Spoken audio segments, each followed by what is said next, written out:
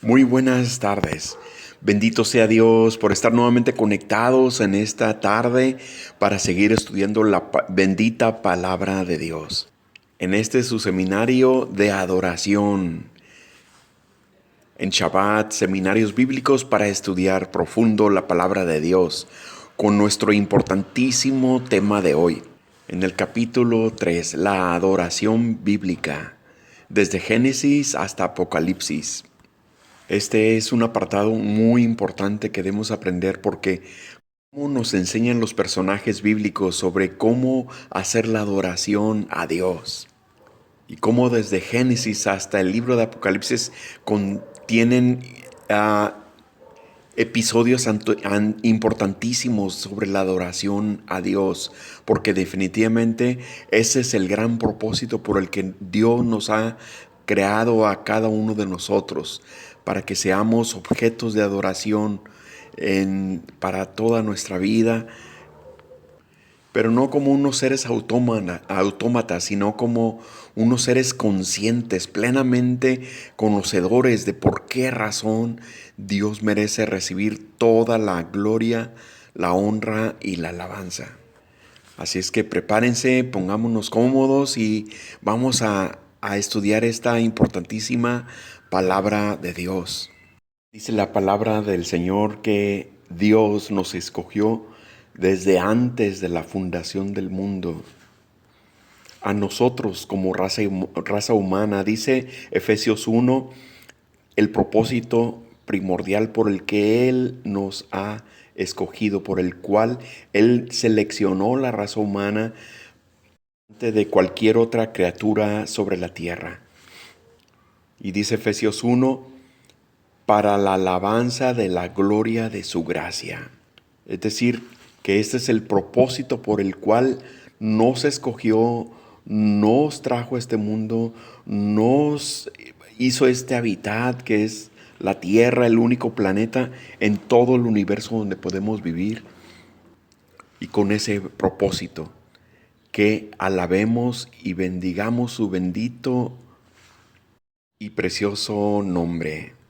Y así desde el libro de Génesis encontramos una primera forma de darle una adoración en ofrenda a Dios. Dice Génesis capítulo 4 versículos del 1 al 10, y miró Jehová con agrado a Abel y su ofrenda, pero no miró con agrado a Caín y la ofrenda suya. Las ofrendas de Caín y Abel representan una forma de adoración a Dios, adorarlo por medio de la ofrenda. Siendo Dios el dueño del oro y de la plata y todo lo que hay en la creación, Dios no necesita precisamente de nuestras dádivas, sino que percibe nuestro corazón y lo que podemos darle si procede de una disposición y de una dedicación. Es decir, si es una ofrenda espontánea que le damos sin realmente esperar nada a cambio, esa es una forma de tener una buena disposición. Y número dos, dice de una dedicación, es decir, si existe un devocional, un deseo de contribuir y de aportar para el ministerio de Dios. O en otras palabras, si existe un deseo de obedecer con ese anhelo del corazón de Dios. Y en esta palabra del libro de Génesis capítulo 4 sigue diciendo, Caín trajo del fruto de la tierra una ofrenda a Jehová. En ningún momento nos aclara los detalles, pero podemos entender que escogió lo que, digamos, a la pasada encontró y recogió para darlo como ofrenda a Dios. En este caso, digamos que Caín actuó conforme a la carne que describe en el libro de Gálatas en el capítulo 5. Por otro lado, Abel dice la palabra que trajo también de los primogénitos de las ovejas, de lo más gordo de ellas. Y miró Jehová con agrado a Abel y a su ofrenda. Aquí esta palabra no está diciendo que Abel era bueno y Caín era malo. Pero Abel tenía una disposición asertiva, una voluntad de dedicación a Dios. Abel, con estos atributos, parece posible que se convirtiera en un vaso dispuesto al servicio de Dios, y es posible que fuera el primer levita, el primer sacerdote ministrando la adoración a Dios. Abel entonces actuó conforme al espíritu de Gálatas capítulo 5 también, no en sus fuerzas, sino como un vaso usado por el espíritu. Fíjense cómo dice esta palabra, que entre todas las ovejas que él tenía, entre todo ese ganado, él escogió, él tuvo la dedicación de elegir lo mejor de sus ovejas.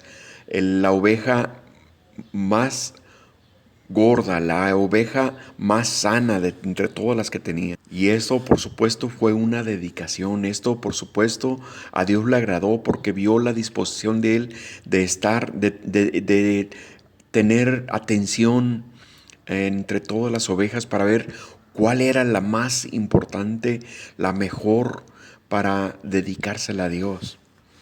Abel, a su vez, fue una figura de Cristo. Fue primeramente la figura sacerdotal que ofreció un sacrificio de una oveja limpia, sin mancha ni defecto a Jehová. Escogió lo mejor de entre su ganado, de entre los primogénitos, de entre los más gordos, de entre los más sanos, y degolló en sacrificio. Lo ofreció como lo hace un sacerdote a Jehová. Además, que por causa de esto, su vida fue entregada también en sacrificio, sin culpa. Pues como dice el mismo capítulo 4 del libro de Génesis, Abel no tenía la culpa de que a Dios le haya agradado su ofrenda. Tampoco Abel tenía la culpa de que la ofrenda de Caín no era agradable a Dios. Sin embargo, Caín mató a su hermano sin tener culpa. Ese sacrificio sin culpa fue una figura de Cristo a la vez. Otra importante forma de adoración la encontramos en Abraham, el cual fue un edificador de altares. El altar es un lugar físico donde cumplimos una cita con Dios.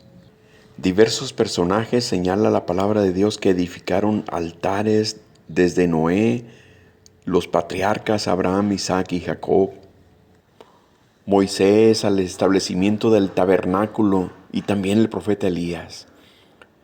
Pero gran enseñanza por su significado la tenemos en Abraham. Abraham, como decíamos, se caracterizó por ser un edificador de altares. Un altar es un lugar donde tienes un encuentro con Dios. Todo el edificio de tu iglesia local es un altar. El salón de una escuela bíblica es un altar donde hemos estado conociendo a Dios para comprenderlo más, invocar su nombre, honrarlo y bendecirlo.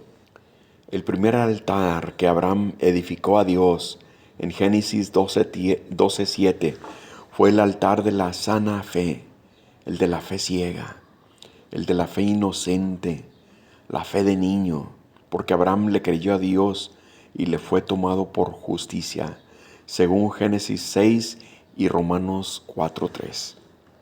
El segundo altar que Abraham edificó a Dios está en Génesis 13:18. Fue el altar del agradecimiento, porque Dios le dio la tierra prometida cuando Lot se fue a la llanura apartándose de Abraham. Y el tercer altar es el altar del sacrificio de Génesis 22. Abraham es llamado a sacrificar lo que más quería en este mundo, su hijo Isaac, su único hijo, de su legítima esposa, de la mujer que más amaba. Isaac fue tipo del Señor Jesucristo porque representaba al unigénito Hijo de Dios que fue entregado, fue sacrificado por nosotros. El capítulo 22 de Génesis narra que Abraham fue despertado por el Señor para indicarle que ofreciera a su hijo, su único hijo Isaac, que fuera a la región de Moriah y lo ofreciera allí en holocausto. Al nacimiento de Isaac se supone que iniciaba el cumplimiento de la promesa de Dios a su vida.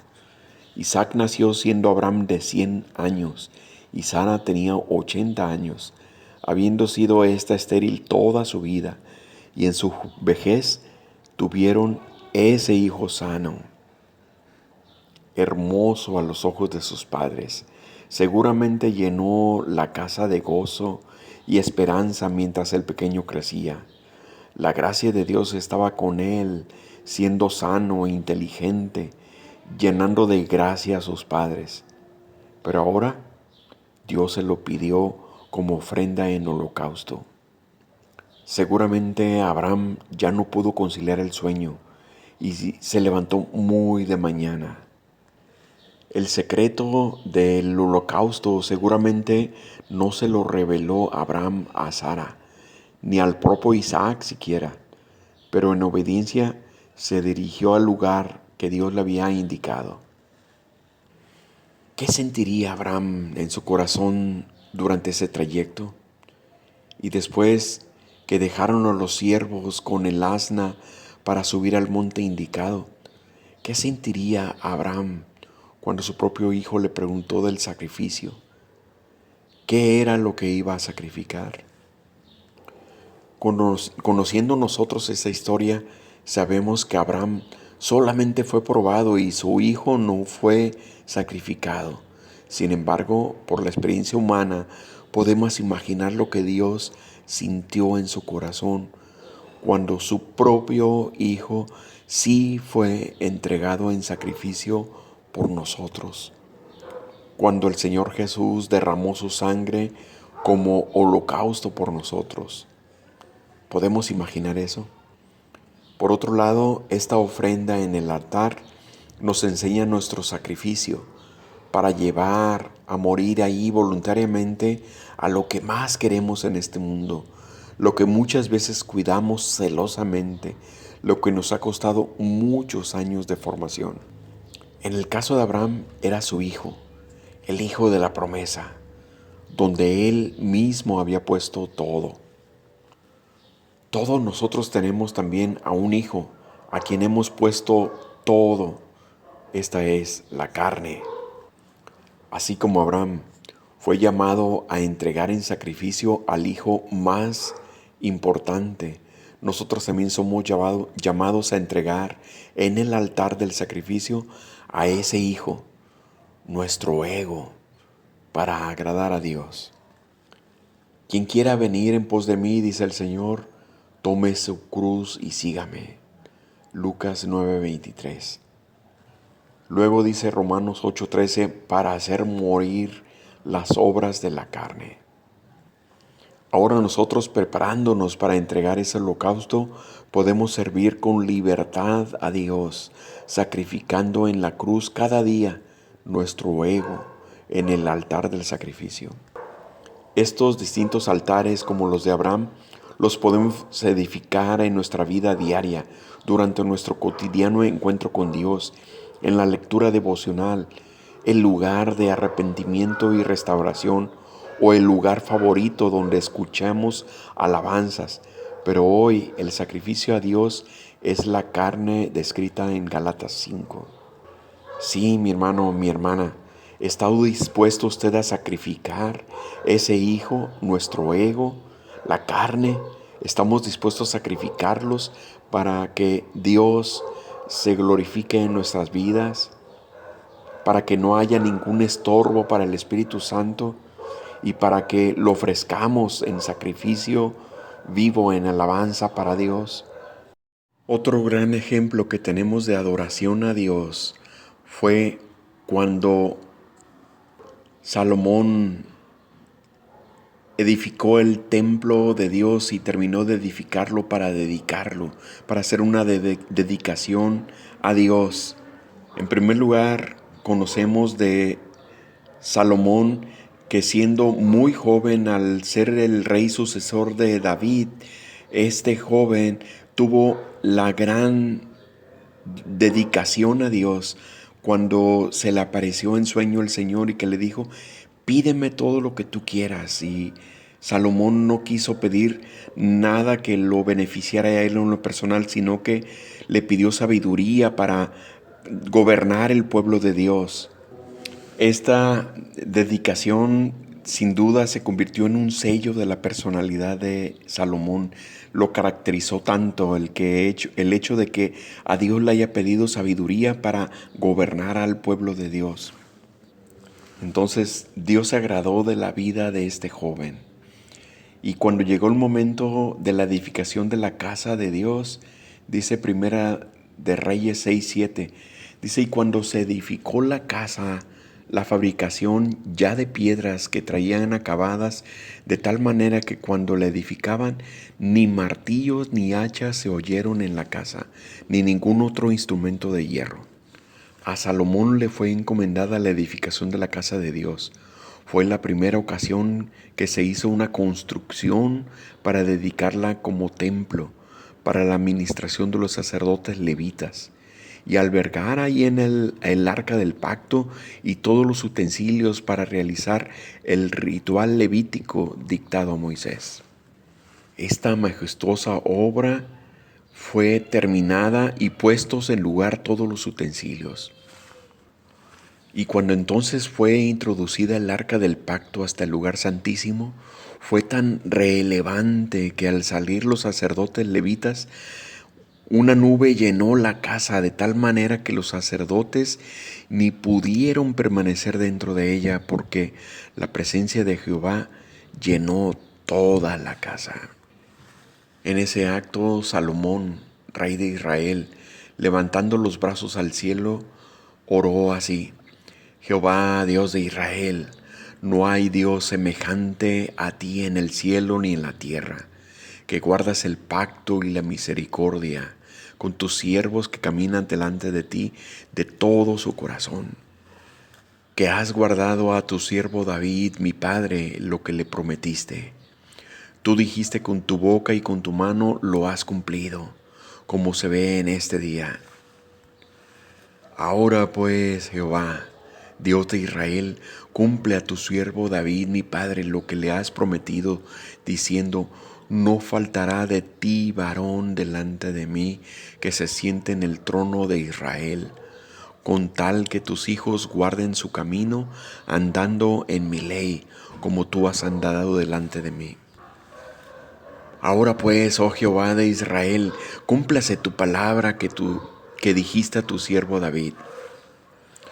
Mas, ¿es verdad que Dios habitará con el hombre en la tierra? Aquí con los cielos y los cielos de los cielos no te pueden contener, cuanto menos esta casa que he edificado. Mas tú mirarás a la oración de tu siervo y a su ruego, oh Jehová, Dios mío, para oír el clamor y la oración que tu siervo ora delante de ti. Que tus ojos estén abiertos sobre esta casa de día y de noche, sobre el lugar del cual dijiste, mi nombre estará allí. Que oigan la oración con que tu siervo ora en este lugar. Asimismo, que oigas el ruego de tu siervo y de tu pueblo Israel, cuando en este lugar hicieren oración, que tú irás desde los cielos, desde el lugar de tu morada, que oigas y perdones. Y esa oración desde entonces ha sido contestada.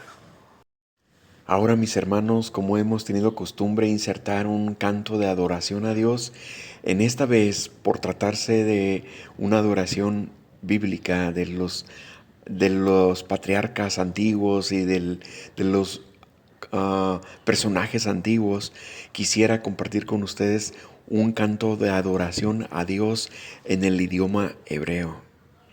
Deleitémonos pues por un momento con este hermoso, precioso canto en hebreo.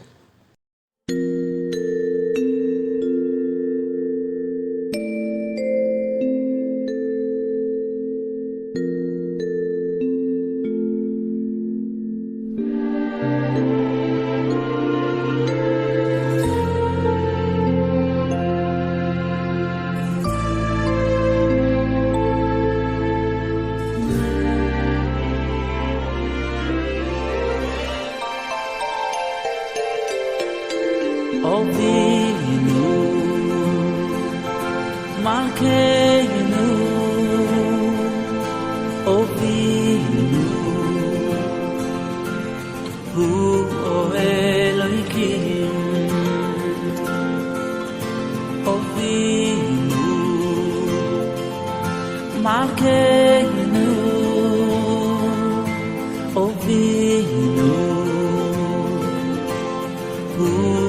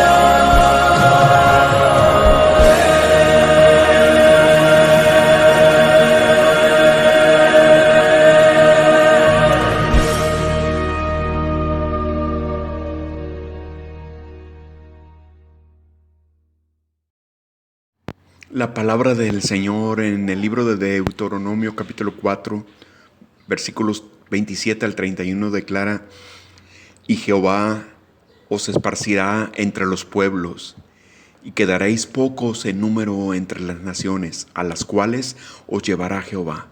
Y serviréis allí a dioses hechos de mano de hombres, de madera y de piedra, que no ven, ni oyen, ni huelen.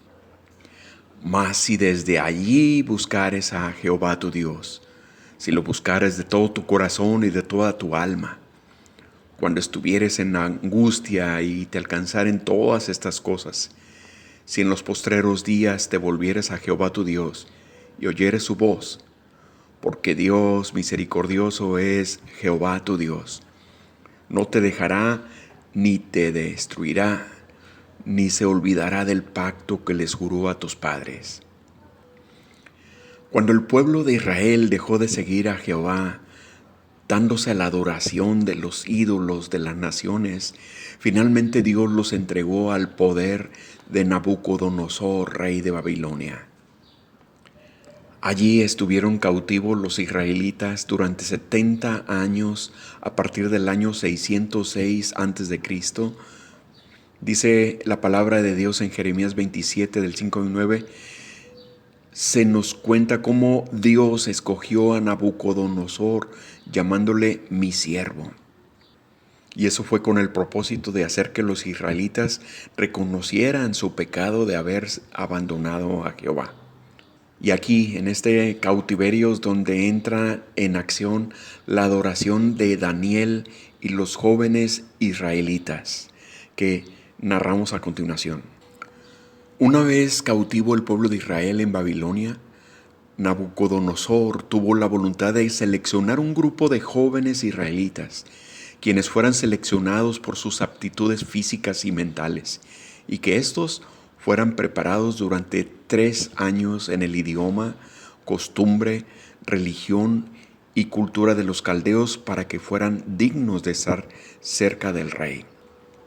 Y dijo el rey a Aspenaz, jefe de los eunucos, que trajese de los hijos de Israel, del linaje real de los príncipes, muchachos en quienes no hubiese tacha alguna, de buen parecer, enseñados en toda sabiduría, sabios en ciencia y de buen entendimiento, e idóneos para estar en el palacio del rey, y les enseñase las letras y la lengua de los caldeos. Así dice Daniel 1 del 3 al 4. Cuando Nabucodonosor ordenó llevar jóvenes israelitas del linaje real de los príncipes, se cumplió la profecía de Isaías 39:7. De tus hijos que saldrán de ti y que habrás engendrado, tomarán y serán eunucos en el palacio del rey de Babilonia.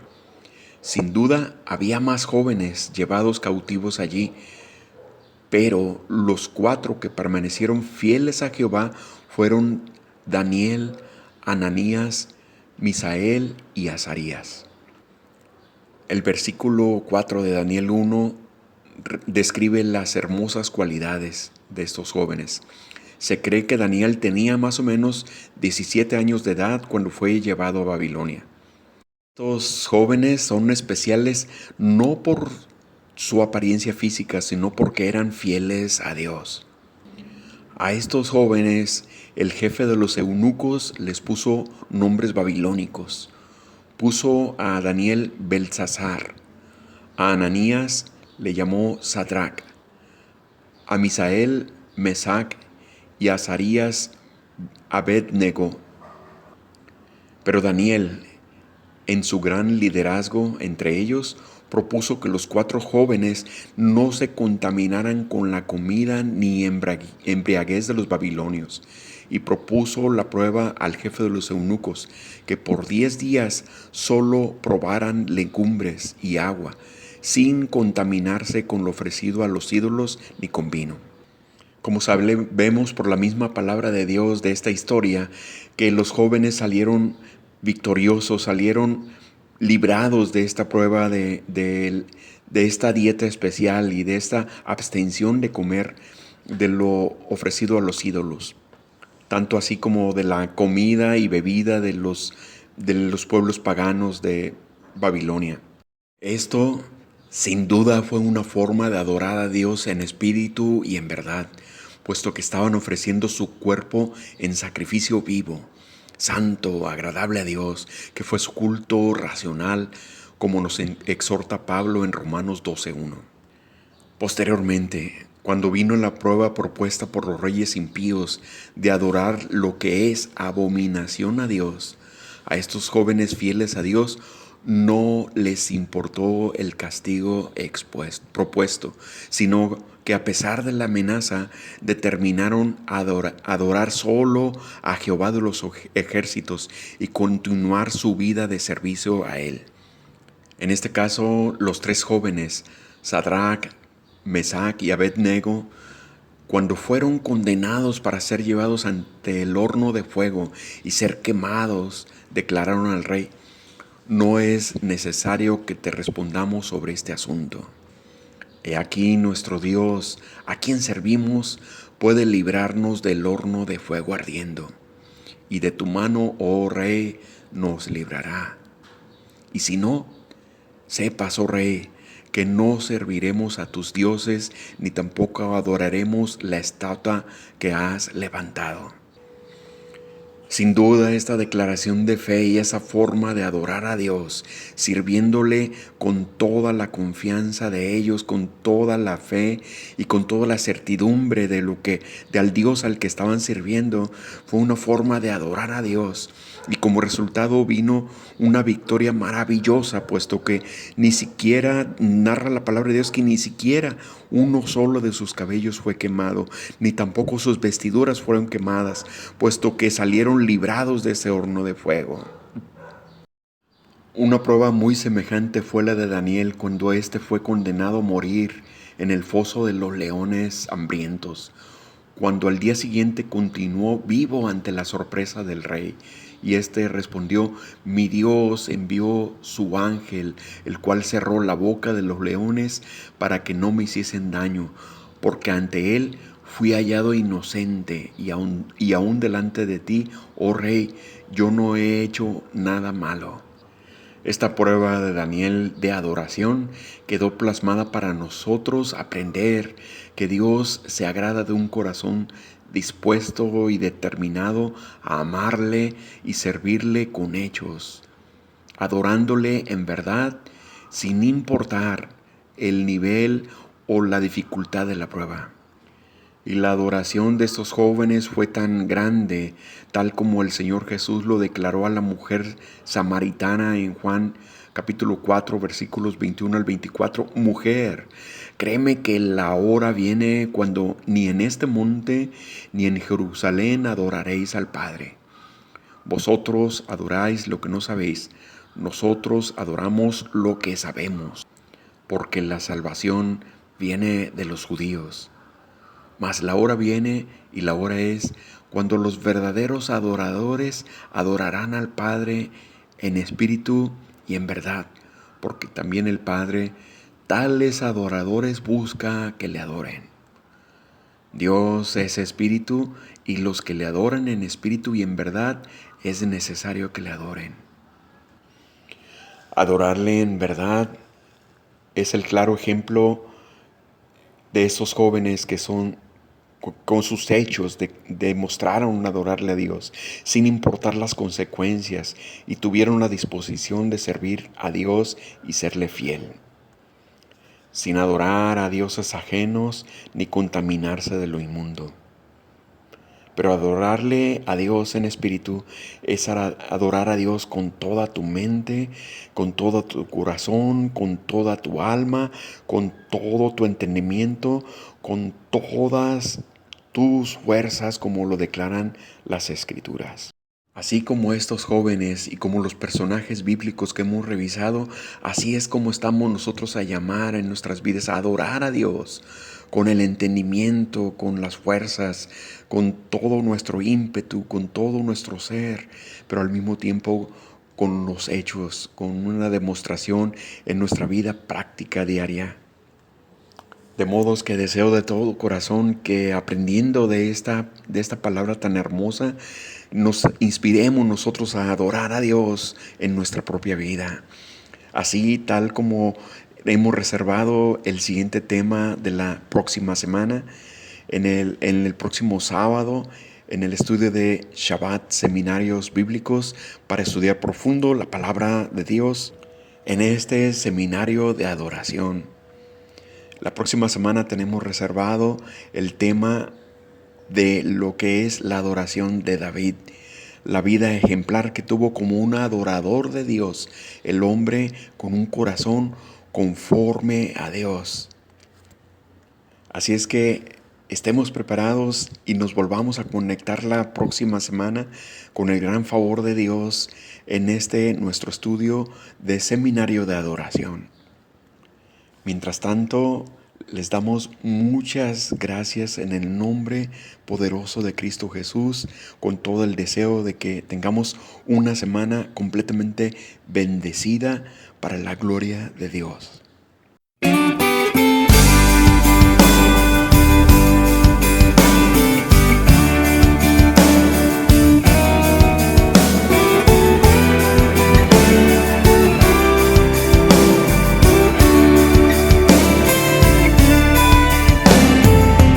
Hoy, Señor, vengo a ti con ofrendas, con acciones de gracias. También tú cuidaste de mí en estos días, me rodeaste con tu bendición.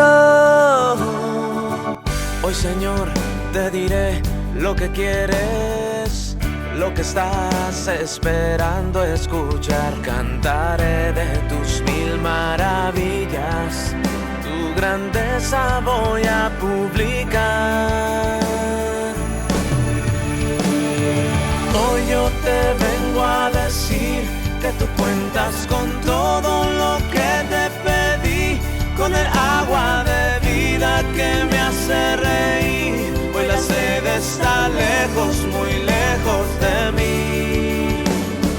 Hoy yo te quiero abrazar y te quiero decir al oído, Señor, que tú eres la luz que llegó y me alumbró cuando todo era oscuro a mi alrededor. Hoy, Señor, vengo a ti con ofrendas, con acciones de gracias. También tú cuidaste de mí en estos días, me rodeaste con tu bendición. Hoy, Señor, te diré lo que quieres, lo que estás esperando escuchar. Cantaré de tus mil maravillas, tu grandeza voy a publicar. Hoy yo te vengo a decir que tú cuentas con todo lo que te pedí, con el agua de vida que me hace reír. Hoy la sed está lejos, muy lejos de mí. Hoy yo te quiero abrazar y te quiero decir al oído, Señor, que tú eres la luz que llegó y me alumbró cuando todo era oscuro a mi alrededor.